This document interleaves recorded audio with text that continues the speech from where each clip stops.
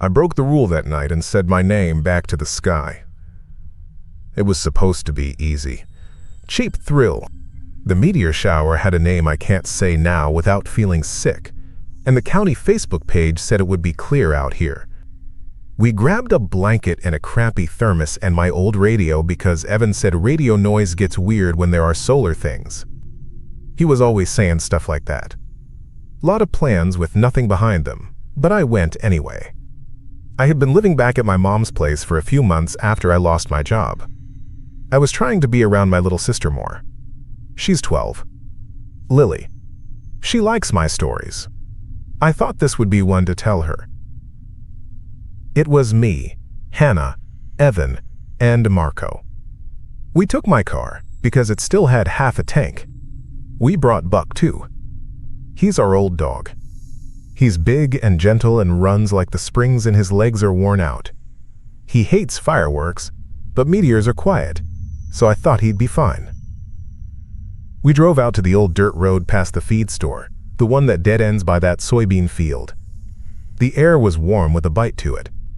We got there about 10. The stars looked like someone sprinkled salt on black glass.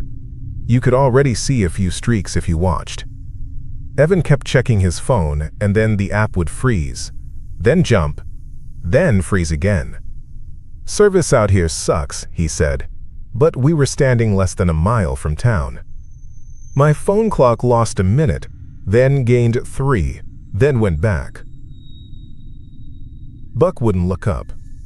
He did that thing where he keeps his head low and glances sideways like he's trying to be polite. I tried to point his head for a joke. Look, buddy, shooting stars? He pulled away. He hid his face against the blanket like a kid.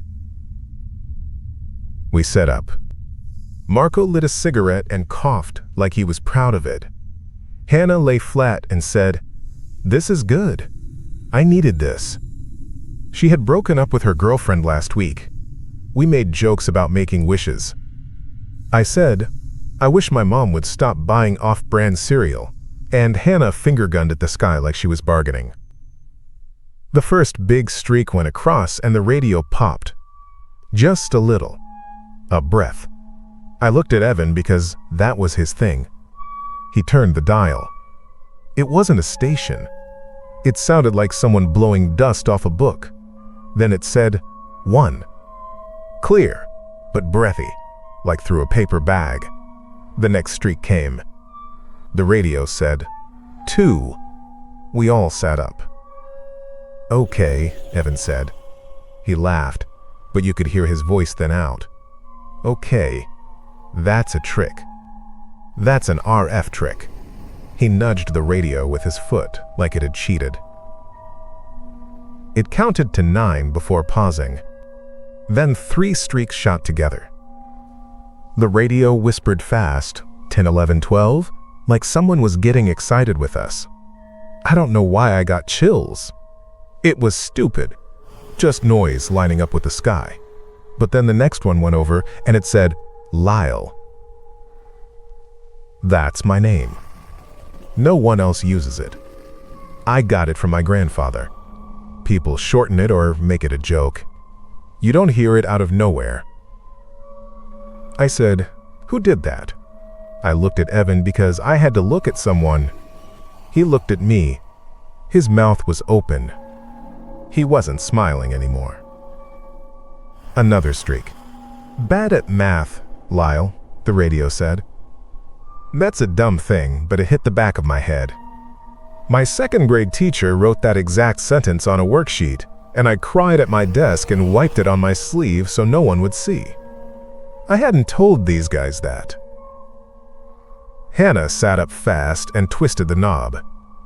Stop messing around, she said, but I could hear she didn't think he was messing around either. We didn't talk for a minute. We just listened and watched. The radio would count, then slide a word in like it thought we wouldn't notice. 17. 19. Lyle's truck failed inspection twice. That one made Marco snort because I complain about my truck all the time. But then it said, small box under your mom's bed, Hannah, and I saw Hannah flinch. She didn't look at anyone. After that, it wasn't fun. The meteors looked the same, but they felt like teeth. Buck wouldn't stop whimpering.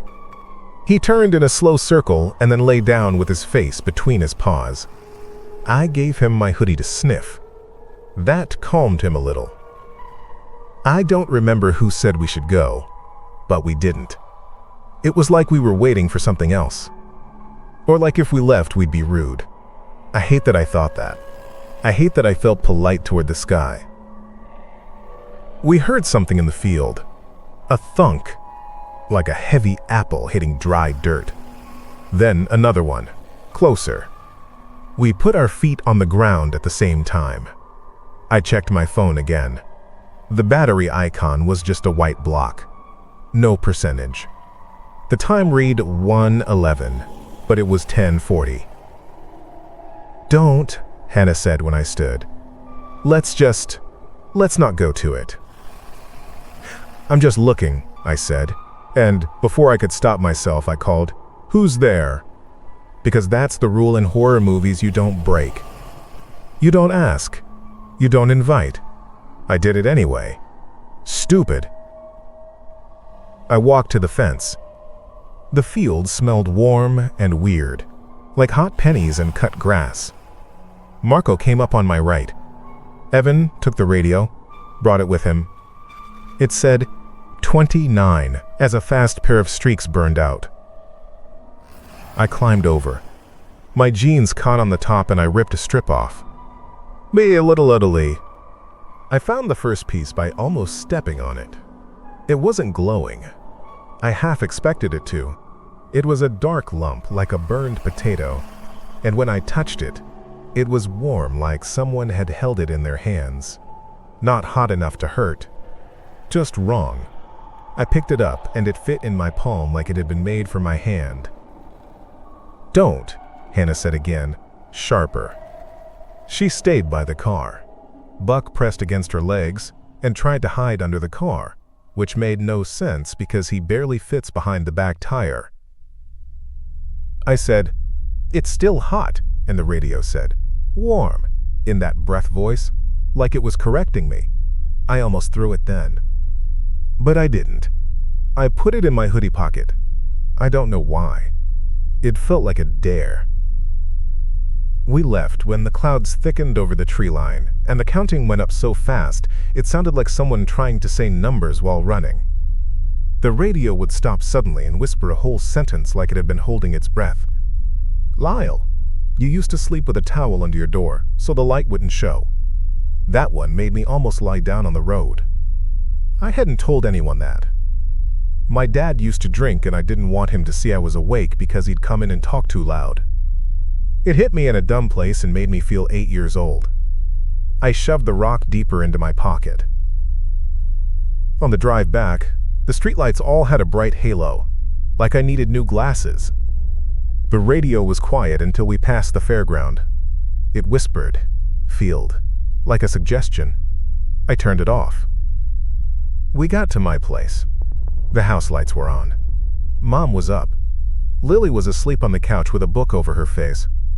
She must have been waiting for me. The dog went straight to his bed and buried his head again. I put the rock on the kitchen counter next to the fruit bowl. It looked stupid there, like we'd brought home a prank. I covered it with a dish towel. "Why are you white as paper?" Mom said. She poured coffee like she'd been waiting all night to say that. "You wouldn't believe me," I said, and I laughed. It didn't sound like me. My throat hurt. In my room, I tried to sleep. There were more streaks now, thin, fast. I could see them through that crack in the blind that never closes. Every time one went by, I heard it. Not all the way out loud. Like I was hearing it from inside my head, at the back where you remember your locker combination. Lyle, and then something only I would know, like the lie I told about why I quit college, or the weird way I count my steps at night so the turns are even. I put a pillow over my head. I put my hood up. I turned a fan on. I opened YouTube and put on some dumb compilation of people falling off docks. full volume. It helped for about a minute. Then the phone screen glitched to static and froze on a frame of a kid mid-fall. The audio cracked, and the whisper came through the cheap speakers like it had veins. It said, "You won't hear it if you sleep," which was a joke that wasn't a joke. I stuffed Kleenex in my ears. I could still hear it. The room throbbed with it. Not loud. It was like a mosquito flying around the edges. Every time I drifted, it leaned in and said, "You wore your dad's work shirt to school once and told everyone it was yours." Petty. Precise. It had a mean little smile. I couldn't take it. I went to the bathroom and stared at myself. My nose was bleeding a thin, bright line. I don't get nosebleeds. At 3:13 by the kitchen clock, Evan texted the group chat. "Anyone else hear it when oopie?" It made me laugh in a bad way because I had been hearing it then. Hannah sent, "Stop." Then, "I can't sleep." Then, nothing for a while. Marco left a voice memo. I didn't listen right then. My head pounded against my pillow like a kid kicking a seat. I woke with the barest drift of gray at the window and someone whispering in my room. It wasn't at the window. It was in the room. I sat up fast, heart in my throat, and realized it was Lily in the doorway. She stood there like she'd walked in her sleep and stalled out. Her eyes were open but not seeing. Her nose had a smear of blood. She said, "They said it's like rain. They said we should go stand in it. It's soft." I got up so fast I kicked my water glass across the floor. "No," I said, and I went to her and put my hands on her shoulders like she was going to float. "No, Lil. Stay here." She blinked slow. She looked at me then like waking from a long movie. "Your nose," she said. I wiped it on my sleeve. In the morning, I tried to be normal. I made pancakes. They tasted like cardboard. The radio on the counter would not tune to music, just breath, and sometimes that count. Buck refused to go in the yard. He would pee by the back steps and whip back inside. Mom said the Facebook group was all people talking about the shower. Someone posted ring cam footage of a guy in his boxers walking into his yard at 2 in the morning and just standing there, staring up, blood down his lip. I played Marco's voice memo at lunch. It was just him breathing for a while. Then he whispered, "I think it knows my aunt's name. The one we don't talk about." He laughed too loud. In the background, someone counted, but not Marco. It was off from his breath. It kept going when he stopped. That day, the rock reappeared. I had left it under the towel. When I lifted the towel to show Lily, stupid, I know, it was gone. The counter was cool where it had been. I felt stupid for feeling relief like I had lost a spider. I didn't tell anyone. I went out to the car to get my hoodie and it was in the front pocket. I had taken it out. I know I had.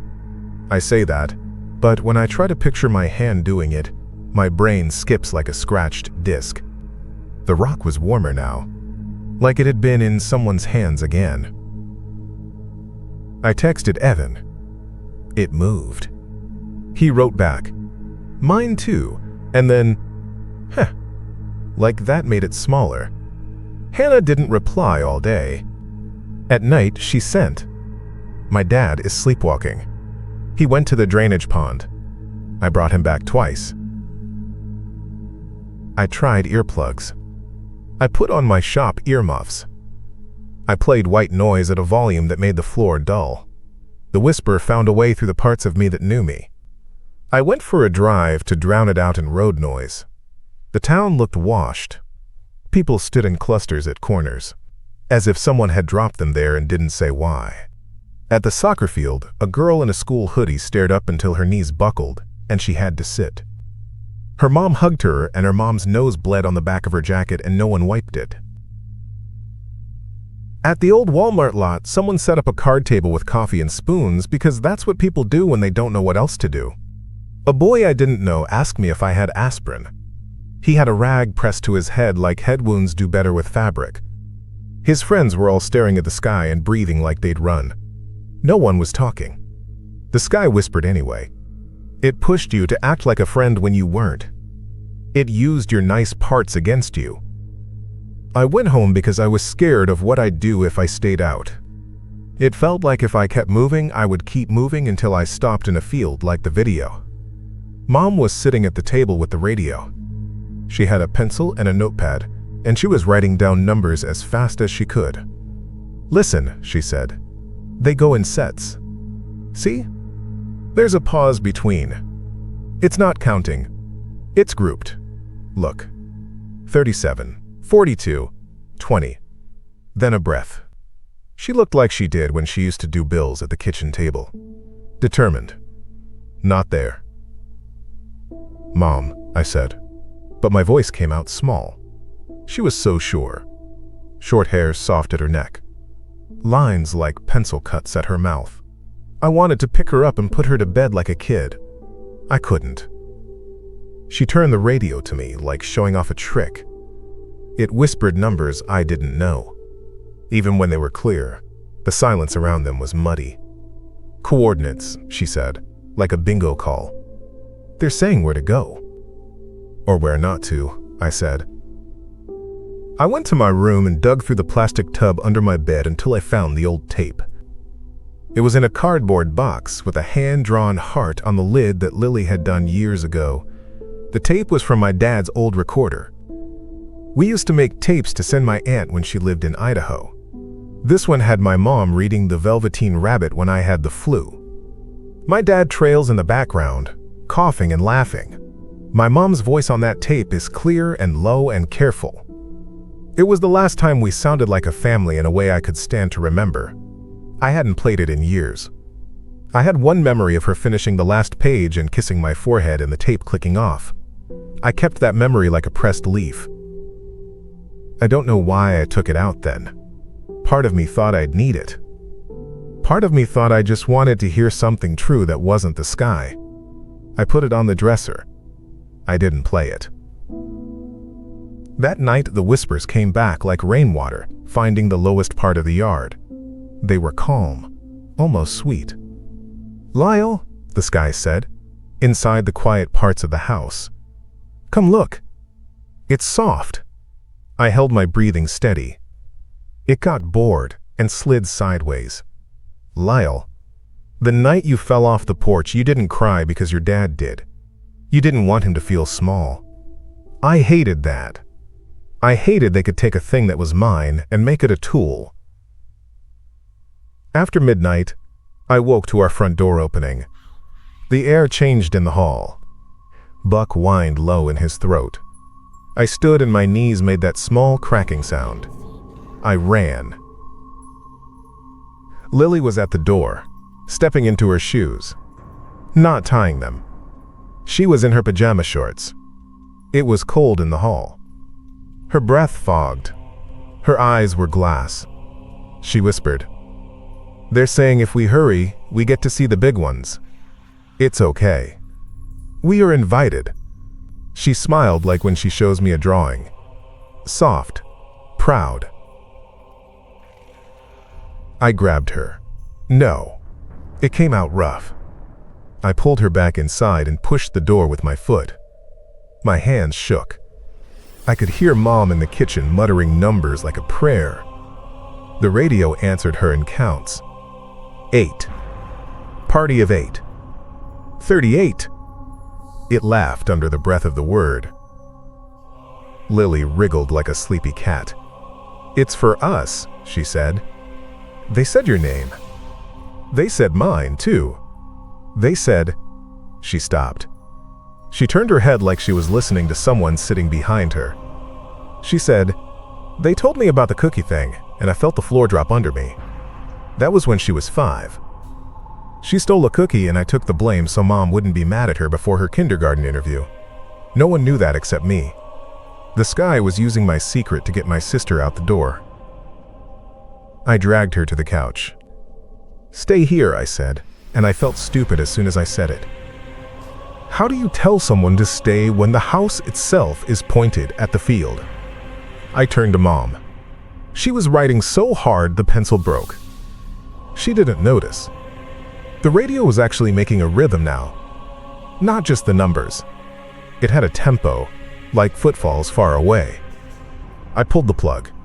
The radio kept whispering for a second after the cord went slack, then died with a breath that felt like it touched my face. My phone buzzed on the table. It was a local alert. Do not congregate in open spaces during the event. That was all it said. Event. Like a bake sale. I looked at Lily. Her face was pale and hot. Her nose was bleeding again, but she didn't wipe it. It tickled down over her lip and tapped on her chin. She didn't care. She listened for the next sentence from the ceiling. The shower had started again. I could see it reflected in the dark TV like sparks thrown across it. I thought of buckets. I thought of running. Then I remembered the tape. The idea came like a thing handed in a dream. It wasn't a plan. It was more like a shape that fit the space the whispers had left. If the sky had a voice that was mine, maybe I could give it a different one. Maybe I would have to go through something else to get to her. Don't move, I said to Lily. Then, Mom. She didn't look up. I said her name louder. She blinked, annoyed. I need the old tape player, I said. She pointed at the hall closet without really seeing me. Her eyes were too bright. I got the player. It was the same black plastic brick with the silver speaker and the little microphone hole that we used to use to make Halloween sounds. The batteries were corroded. I banged it against my palm. It lit up with that sad yellow light. I threaded the tape with fingers that wouldn't work right. The tape wavered in the spool like it was tired. Lily, I said. I kneeled in front of her. You don't listen to that.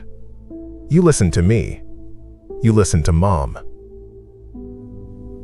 She said, they sound like Mom sometimes, and the way she said it made something break in my throat. The meteors were coming faster. The house actually creaked with them, like the weight of them pulled wood. I hit play. My mom's voice was young. That's the first thing. She said, okay, you ready? This is the Velveteen Rabbit, and laughed, and the sound of it went out into the room like warmth. The tape hissed quietly underneath like a gentle storm. My dad coughed and said, say hi to Aunt Joan, and you could hear me in the background, little, going, hi Aunt Joan, with a stuffed nose. It hurt to hear it. It was good hurt, not the cut kind. It was that hurt you get when you press a bruise because you want to know where the edge is. You shiz. The whisper from the sky leaned in. It said, Lily, come on. It's so close. It said her name wrong, too slick. The tape answered. My mom said, what is real? Asked the rabbit one day, and I cranked the volume until the speaker fuzzed. I put the player on my sister's chest like it was a hot pack. I held it there. The sky whispered and the tape talked, and the sounds ran through each other and came out a warble. I wanted a radio. Because that's what you do, you tune. I ran to the kitchen and grabbed the unplugged radio and set it next to the tape player.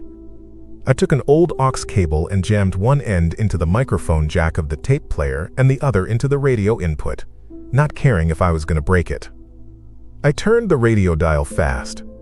It squealed and popped. It grabbed the tape like a dog grabs a rope.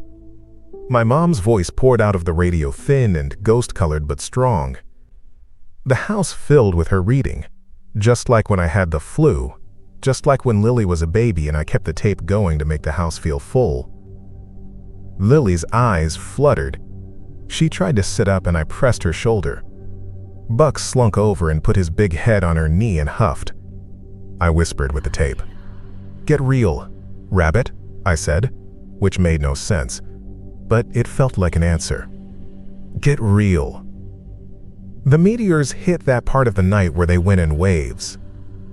I don't know how to explain it. There'd be a dump of them, fast and jammed together so the sky looked like it was brushing itself. Then a lull. Then another wave like the ocean had broken the clouds into pieces. In the waves, the whisper got strong. It used my dad's side yard whistle, the one that meant it was time to come in for dinner. It used the words my first girlfriend said when she left, soft and mean. It pushed at the edges. "Lyle, it's okay. Come out." It made it sound like relief. The tape began to stretch. You can tell when tape begins to go. The music under the words bent like you were hearing it underwater. My mom's voice went down a half step, then up, then fuzzy. I held the player harder against Lily's chest. The plastic got warm. The cord rattled. My mom's voice said, "By the time you are real," and the tape wobbled, and she was only a shape of a voice. It felt like I was holding the skittery plastic wheel that spins under your thumb when you wind the tape, and the tape was hooked straight to my heart. It worked. It worked. I saw it first in Lily's face. Her jaw unclenched. Her eyes moved like she was dreaming and then settled. Her hand went up and she pressed her fingers to the speaker like she was feeling breath. Her shoulders dropped. She took a long breath that wasn't the sky's. The whisper kept trying. The numbers kept threading. I heard a string of numbers in the radio hiss and wrote them down without meaning to. Habit, I guess, from watching Mom do it. Then my brain caught them and knew them. It was the field out past the feed store. The one we had gone to. They were saying, "Come back." I turned the radio down with my knuckle. I checked the window. The wave passed, and with it, the pull lightened. Buck's ears went from flat to up. Lily blinked slow and looked at me like she had on the stairs that morning. "My head hurt," she said. She wiped her nose with the back of her hand. Red smeared and nobody cared because she was here. I wanted to turn the tape off then. I wanted to save the rest because I knew it wasn't endless. But the whisper rolled again, hungry, and brought the next wave. It said my name in my mother's voice, which was worse than anything. It said, "Lyle, where have you been?" with the exact worry she used when I was late from the bus. It made the word "been" drag. It made my lungs lock. My thumb was on the stop button. I didn't press it. The tape's little reels spun and caught. The sound shredded a tiny bit. My mom's voice went into the fuzz and came back like she was in another room. She said, "It doesn't happen all at once," and then the hiss changed. You can hear when the layers of noise shift, like when someone moves a blanket and the sheet scrapes. Part of me knew I was burning the tape. That every second I kept it alive like this used it up in a way you can't reverse. The last clear picture I had of that night when my forehead was hot and she kissed me and turned off the recorder was sitting there right in my hands and I was rubbing it until the color came off. "I can't," I said out loud, like that would make the choice for me. But then I looked at Lily and saw how her mouth didn't tremble anymore, and I made the choice. I let it play. We rode out the rest of the waves in the living room with the tape going and my mom's voice breaking and the sky hitting the house with a sound only our bones could hear. The numbers on the paper meant people on the highway pulled over and stood on the gravel and waited to be counted. Hannah texted me at 2:20. I brought Dad to bed again. His feet are black. I keep hearing step, step, step. Then, I can't hear myself hum anymore. I didn't reply because I didn't have a word that would hold. At some point, my mom came and stood in the hall. She had a blanket around her shoulders and the pencil behind her ear. She watched us like we were something in a movie she couldn't quite follow. The radio was a low growl now. The tape hissed like a leak. Buck slept with his chin on Lily's knee, and every few minutes would twitch like he was finally dreaming and not just listening. I listened to my mom's voice become a shape in the air and knew I would never hear it plain again. The last clear sentence was, "When you are real, you don't mind being hurt." Then the tape fuzzed and went to static, and the reel turned with that clicking sound tapes make when they run out. The player motor kept spinning, futile. The room felt wide and flat. I turned it off. It was 4:47 in the morning by the busted kitchen clock. Outside, the meteors thinned. The whisper backed off like it was listening to something else now. The house creaked like it had been holding a breath and finally let it go. Lily's eyes were heavy. She slid down on the couch and put her head in my lap like when she was little and scared of storms. I stroked her hair and felt my hand and arm as if they belonged to someone I liked. I cried without moving my face. Dawn came in mean and clear. It lit up the dust on the TV and the dried blood flakes on Lily's lip and the coffee in Mom's cup that no longer steamed. The dog stretched like it had been a long day. The radio sat quiet like it had never been on. The paper with the numbers was a gray trail on the table. I couldn't read them anymore. I recognized the shapes, but not where they pointed. I looked at the tape player. The tape had eaten itself a little. A tongue of brown ribbon stuck out and hung off the edge of the table like it was tired. I reached to rewind it, to fix it, to smooth it with a pencil like we used to.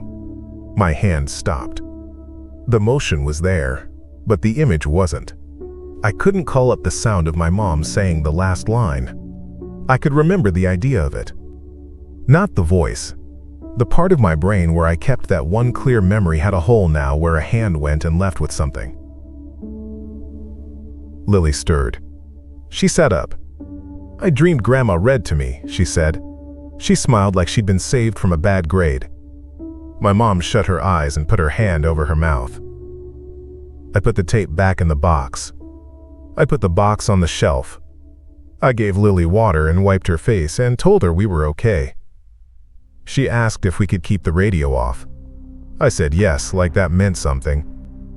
I went out to the porch and sat on the step with Buck. The sun made the damp on the grass light up. The world was still. No cars.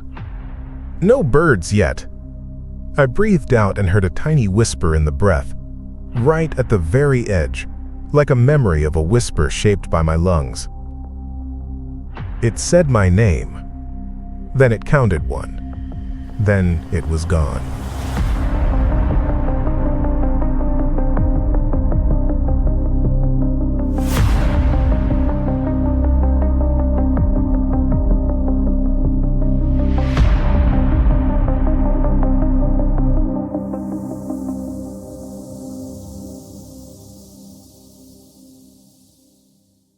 Don't just sit there. Subscribe. Hit like. That's how you show me you're still out there. Do it now, before the next story starts without you. See you in the next one.